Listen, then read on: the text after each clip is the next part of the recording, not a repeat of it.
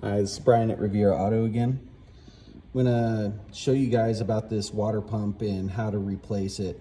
The inverter pump that we're gonna be replacing is actually located right there. The service information basically tells you to remove this headlight, which involves, the bumper skin being pulled back, and then you can get this headlight assembly out to be able to access it. I don't do that. There's a much easier way to do it, and pretty much anybody can do it. Once you get the hoses off, which the coolant hoses are right here, there's another one tucked back underneath right here.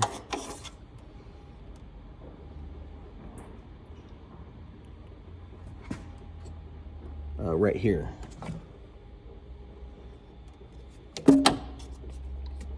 Once you get those hoses disconnected and the pump unplugged, as you can see in this picture, I have it unplugged. There's 3 bolts from the top, and I just use a long extension and an impact driver.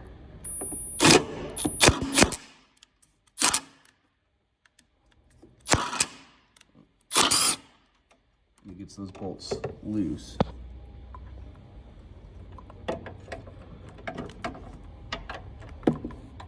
They're on rubber grommets, so they kind of flex. You can move them in the position so you're straight on it without a extension.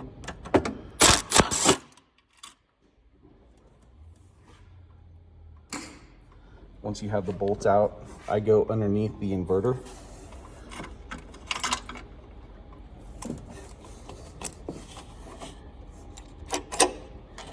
And I just work the pump out through the inverter.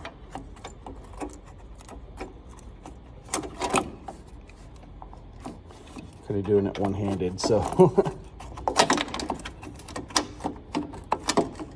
just want to kind of show you guys it can come out. It's tight, but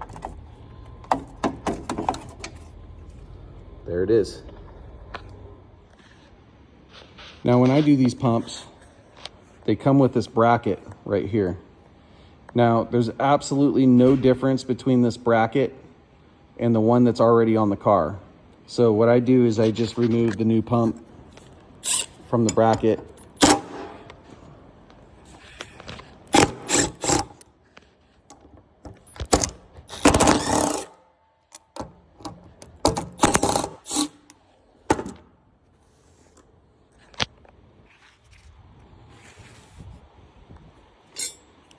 So that it looks exactly like that pump. Then I install this on the old bracket. Going back in is the exact opposite process of the way it came out. What I'll do is I'll go up underneath the inverter and feed the bolts in, here and the one here. This last one right here in the corner can be kind of a bear to get to, so you can use like a magnetic socket or a long extension, 10 millimeter. You can put a little piece of paper in the socket to kind of hold the bolt on there while you feed it in the hole and get it started. Then I just use my impact driver to tighten them. And then the next step is to slip the hoses onto the inlet and outlet side of the pump and install the clamps. After you get all of that done, then this cover will go back to its home.